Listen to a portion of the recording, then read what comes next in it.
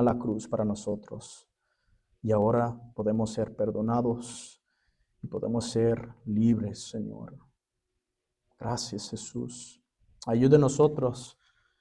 Así que podemos experimentar la presencia de ti. Llena cada uno de nosotros con tu Espíritu Santo. Queremos invitar a tu Espíritu Santo aquí porque queremos sentir tu presencia y experimentar la obra que solamente viene del Espíritu Santo adentro en cada de nosotros. Úsame como un instrumento para tu gloria. Quita cada distracción que tenemos, Señor.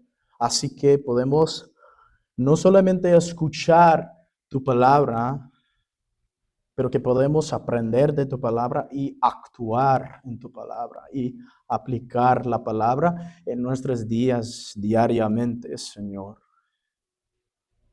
Queremos comer de tu palabra hoy, porque sabemos muy bien que necesitamos vivir de tu palabra.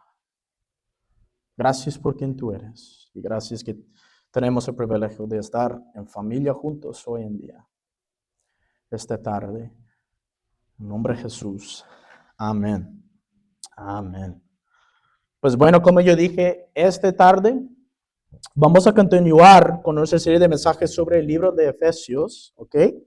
Entonces, a lo largo de esta serie, nos tomamos el tiempo para explorar varios pasajes a lo largo de la carta que fue escrita a la iglesia en Efesio por el apóstol Pablo. Entonces, a medida que estudiamos cada pasaje juntos, continuaremos encontrando un tema recurrente a una idea central que Pablo está tratando de comunicar a los creyentes en Efeso. La primera es que tendremos una mejor idea de las intenciones de Dios para su pueblo y su iglesia.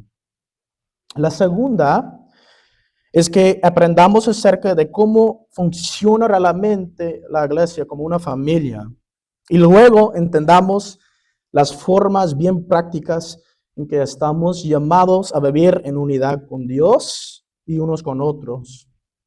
Entonces, el domingo pasado terminamos de estudiar los versículos de 1 al 10 del capítulo 2. Dentro de este pasaje exploramos la verdad de que sin Jesucristo estamos muertos en nuestros pecados. Sin embargo, también vemos que Dios no nos dejó en esta condición. En cambio, estudiamos cómo Dios nos ha dado vida en Jesucristo a través de la fe y la gracia. Y finalmente, examinamos cómo Dios muestra su gloria, su bondad y gracia a través de la salvación que nos ha provisto a cada uno de nosotros. Entonces, ahora dicho esto, para nuestro tiempo de hoy vamos a cubrir todo lo que podemos mientras exploramos la segunda mitad del capítulo 2 del libro de Efesios. Entonces, si tú tienes tu Biblia físicamente o en tu celular, tú puedes buscarla y encontrar Efesios capítulo 2 y vamos a comenzar en versículos 11 hasta 13 y también va a llegar en la pantalla también si quieres seguir en la pantalla. Yo estoy utilizando la versión Reina Valera, pero cuál versión tú tienes está bien. Entonces vamos a encontrar Efesios capítulo 2, versículos 11 hasta 13 por arriba y vamos a examinar en más detalle, ¿ok?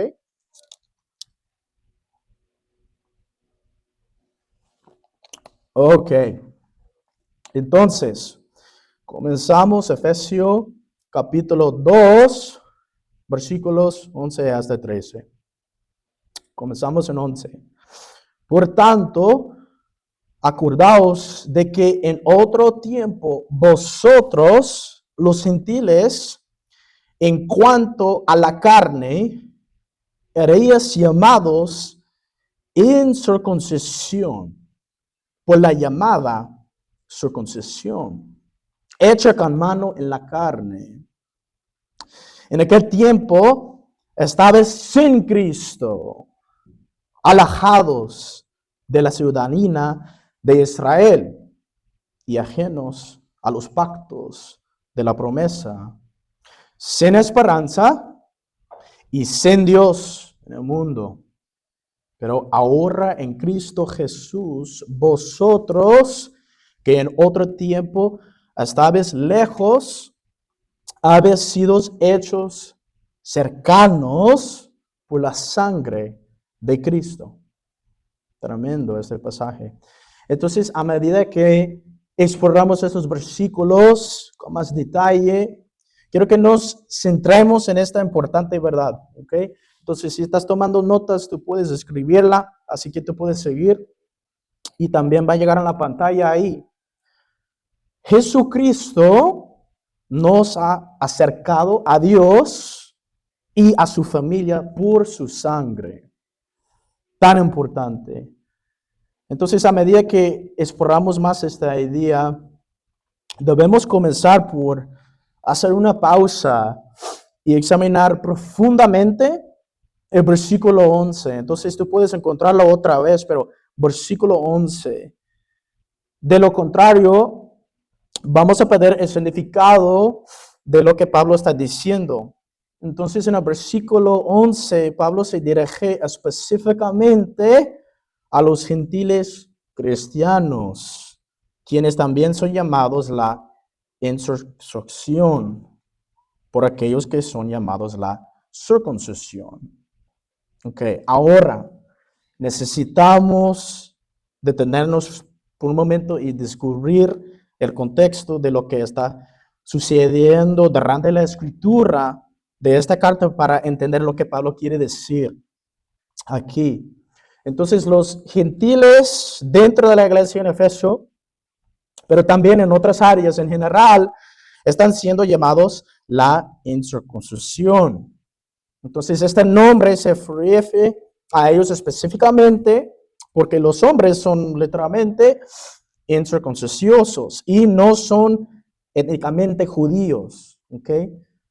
Ahora, en contraste con esto, el grupo que se llama la circuncisión son los cristianos étnicamente judíos dentro de la iglesia.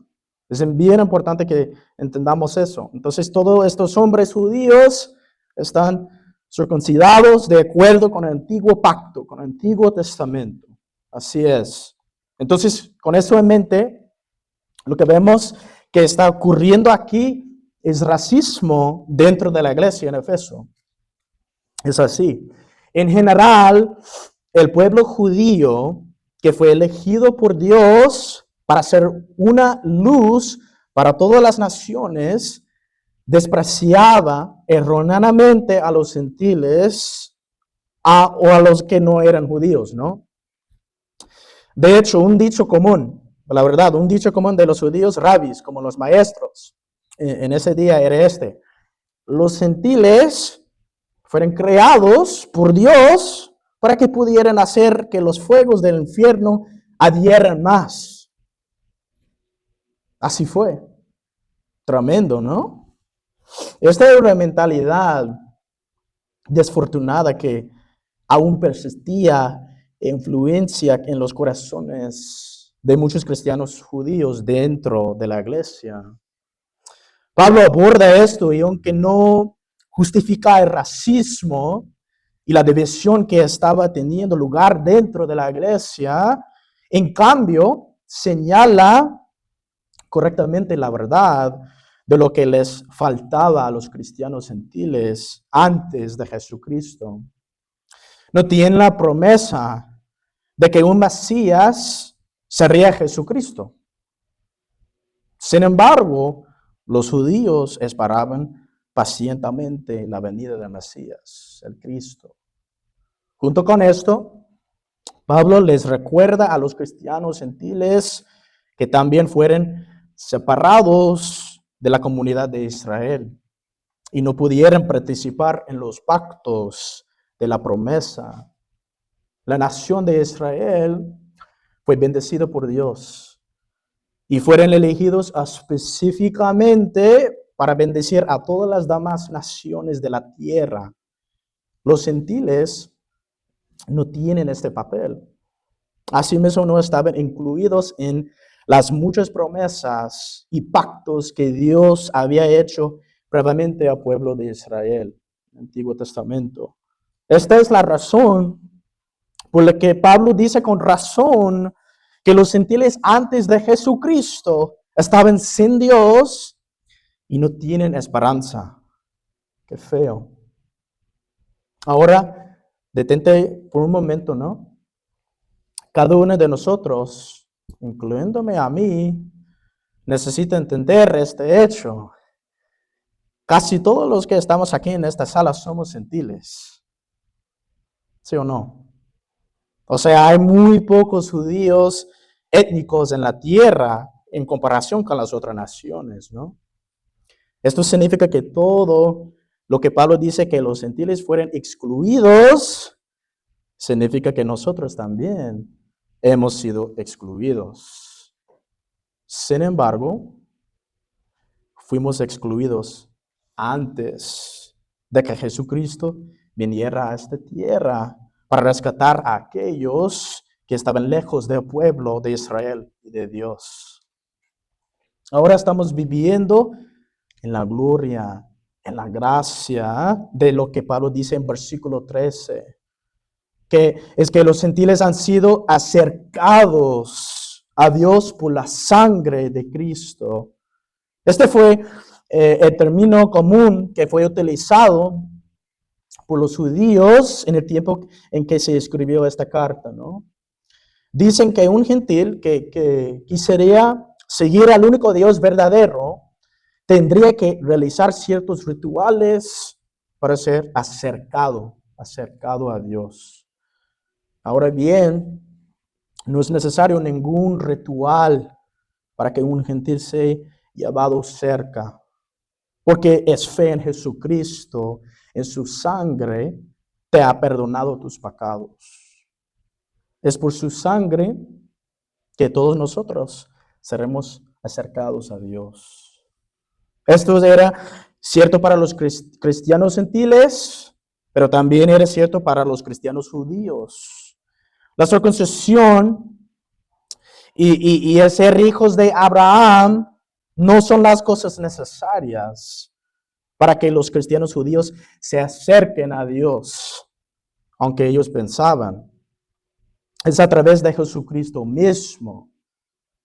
En otras palabras, si bien es cierto que la salvación viene de los judíos, por eso en el libro de San Juan, cuando Jesús está hablando con la mujer de Samaria, dice que la salvación viene de los judíos. Así es.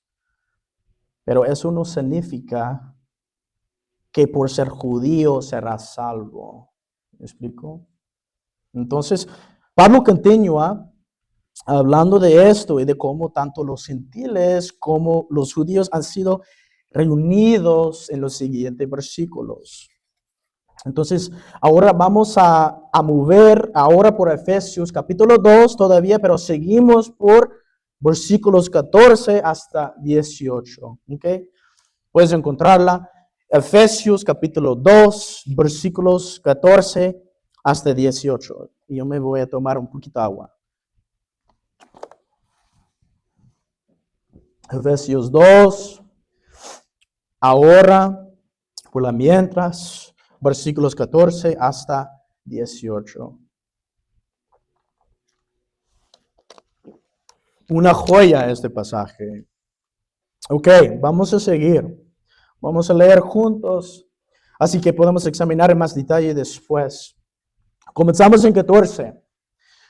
Porque Él es nuestra paz, Jesús, ¿verdad? Jesús es nuestra paz, que de ambos pueblos hizo uno, derribando la pared intermedia de separación, aboliendo en su carne las enemistades, la ley de los mandamientos expresados en ordenanzas, para creer en sí mismo de los dos un solo y nuevo hombre, haciendo la paz. Y 16, y mediante la cruz, reconciliar con Dios a ambos en un solo cuerpo, matando en ella las enemistades. Y vino y anunció las buenas nuevas de paz a vosotros que estabais lejos y a los que estaban cerca. Y 18, porque por medio de él los unos y los otros tenemos entrada por un mismo espíritu al Padre.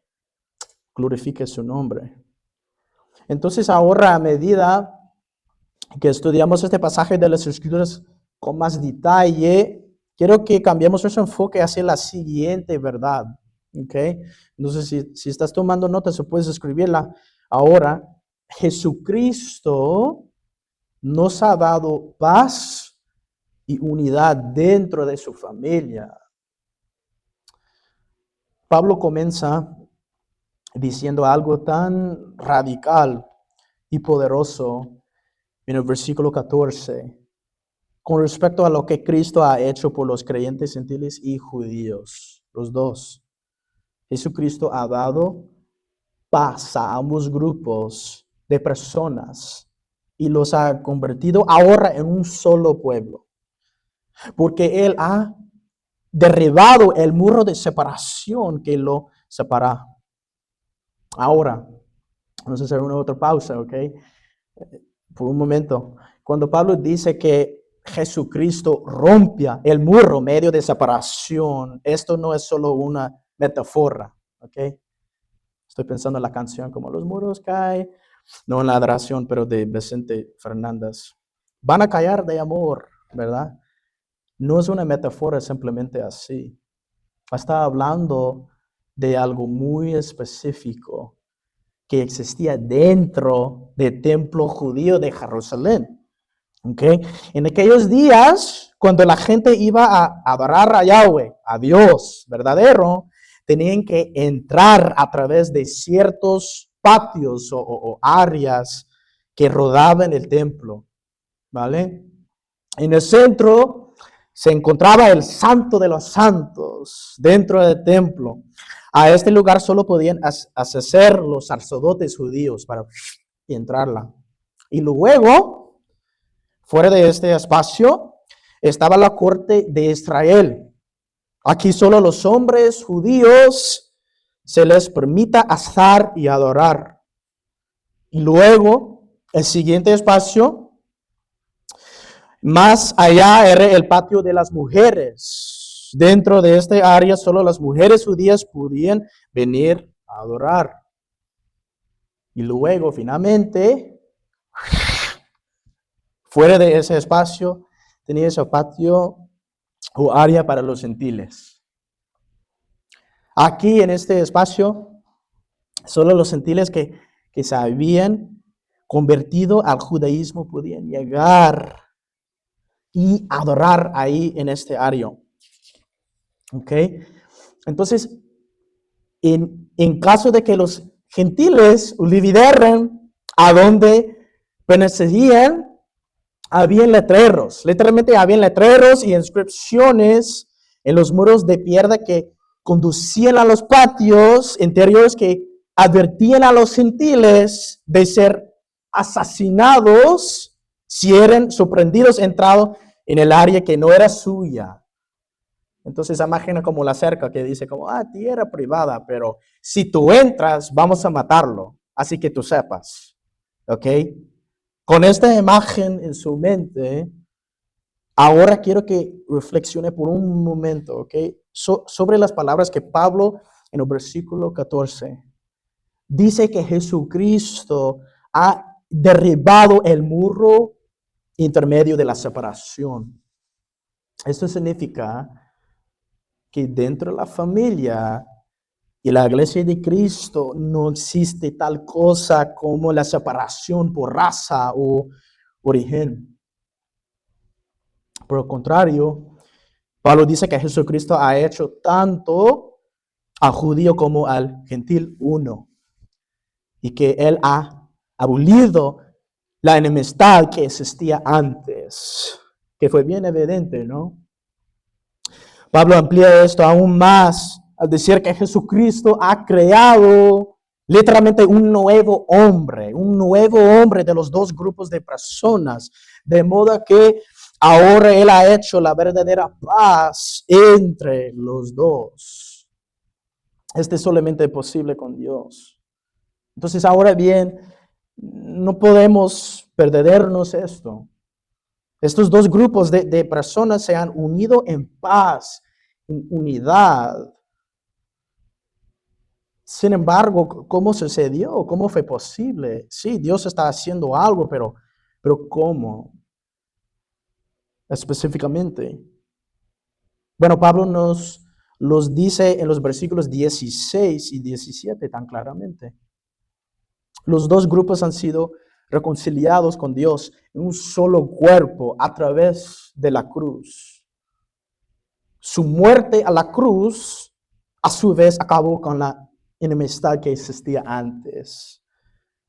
Junto con esto, Pablo tiene la intención de decir que Jesucristo predicó la paz a los gentiles, que inicialmente que estaban lejos de Dios, ¿no? Sin embargo, Jesucristo también predicó la paz a los que estaban cerca, es decir, a los judíos. Por lo tanto, en versículo 18, Pablo dice correctamente que tanto los judíos como los gentiles ahora tienen acceso por el Espíritu Santo a Dios el Padre a través de Jesucristo. En otras palabras, Jesucristo ahora ha reunido a todos los grupos de personas en una familia unificada a través de la reconciliación y redención en su sangre, de su sangre. Esta verdad de unidad y paz es algo con lo que la iglesia primitiva luchó mucho, tal como lo hace la iglesia hoy en día, ¿no? No hay muchas cosas que cambió, desafortunadamente, ¿no? Aunque por lo general no vemos que los cristianos judíos se separaran de los cristianos gentiles debido al racismo dentro de la iglesia hoy en día. Yo creo que tristemente todavía queda una gran división dentro del cuerpo de Cristo en general. Debido al racismo, debido a las diferencias teológicas y las opiniones personales sobre cómo expresamos nuestra fe como cristianos, ¿no? Cuando estaba pensando en eso y preparando para nuestro tiempo juntos, nunca olvidaré ir a Guadalajara, México, en Jalisco, por primera vez.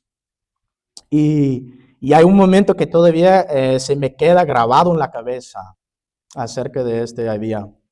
Estaba en una fiesta de bodas con mi esposa, que era mi novia en ese momento, ¿no? Y me estaba reunido con algunas de sus amigas en una mesa. Estamos comiendo, disfrutando, ¿no? Y vi un collar de cruz que llevaba una de sus amigas. Y pensé, wow, o sea, aquí hay otra cristiano como yo. Qué chido, qué padre, ¿no? Entonces le dije, oye, eres cristiana, o sea, eres cristiano como yo. Sin embargo, ella no parece estar tan emocionada como yo cuando dije eso. En cambio, se ofendió. Y ella respondió, no soy cristiana, soy católica y tú eres cristiano. Ok. Ese día me enteré de que las cosas eran diferentes dentro de la iglesia en México y en general, desafortunadamente, ¿no? Creo que a menudo todos nos apresuramos a dividir en lugar de buscar la unidad dentro del cuerpo de Cristo cuando encontramos diferencias, ¿no? Sin embargo, eso no es nuestro llamado como seguidores de Jesucristo. Somos un solo pueblo y una sola iglesia. Y así, mientras pienso y oro, acerca de nuestra propia iglesia aquí, la iglesia vertical, oro para que experimentemos el tipo de unidad que Cristo nos ha dado, tal como les dijo a los efesios en la carta que estamos estudiando. No deberías haber sectas de cristianos de Ecuador aquí, o los venezolanos aquí, las personas de Jalisco, de Chihuahua, o de Durango, Guerrero, aquí, o de Querétaro, o de Estados Unidos como Gorbacho, como yo. No, en cambio, debemos aferrarnos a la unidad y la paz que se nos ha dado a través de la cruz y el sacrificio de Jesucristo nuestro Señor y Salvador. Así que podemos enfocar en Él. Y la única manera, te prometo, la única manera de buscar este tipo de unidad y aferrarse a ella es enfocándose en la piedra angular, podemos decir, que mantiene unidad a la iglesia. El apóstol Pablo ilustra esta idea y explica en estos últimos versículos del capítulo. ¿Okay? Entonces vamos a mover para examinar y estudiar Efesios 2 todavía, pero Efesios 2, versículos 19 hasta 22. Así que podemos ver esta idea que de Jesús es la fundación y que Él está ahí. Entonces, Efesios capítulo 2, versículos 19 hasta 22.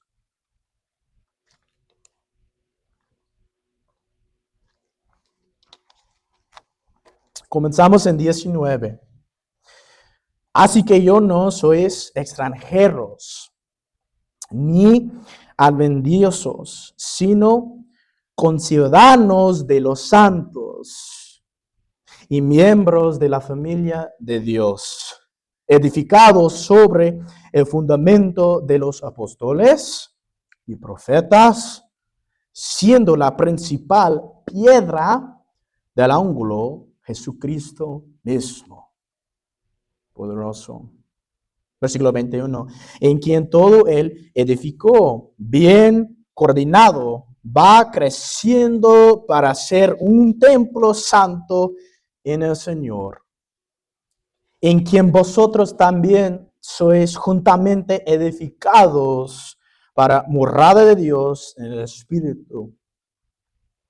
Entonces, a medida que exploramos junto este último pasaje de las Escrituras, con más detalle, quiero que dirijamos nuestra atención hacia la siguiente verdad súper importante. Jesucristo es la piedra angular de la iglesia. Y nosotros somos los ladrillos. ¿Vale? Entonces el apóstol Pablo continúa el tema de la unidad y la nueva vida en Cristo, a recordar a los cristianos gentiles que ahora sean unidos a los cristianos judíos, lo que significa que ya no son extranjeros o extraños, sino que han sido hechos conciudadanos de los santos y miembros de la familia de Dios.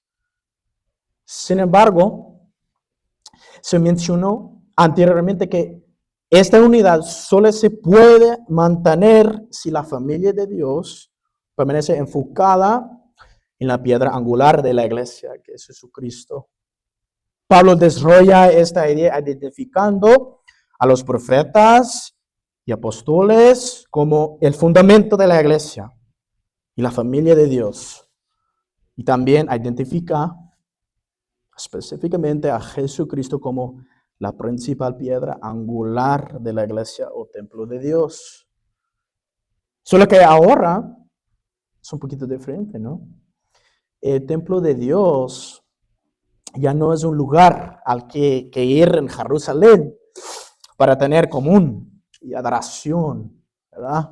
Los santos de santos y los patios y todo eso.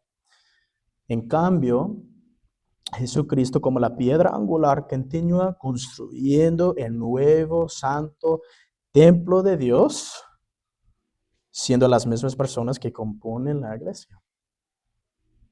Cada seguidor de Jesucristo dentro de la iglesia, en su conjunto, son como bordes individuales que se unen y se construyen juntos. Fum, fum, fum, así. Para que Dios y su Espíritu puedan morar ahí, en este nuevo templo ahora y para siempre. Entonces, familia, por fin, o sea, no se pierdan esto. Es tan importante. La iglesia, aunque llamamos, ¿no? Pero la iglesia no es un lugar al que se va, ¿ok? Más bien cada uno de nosotros, como ladrillos individuales que se unen y vinculen entre sí, somos la iglesia, una familia.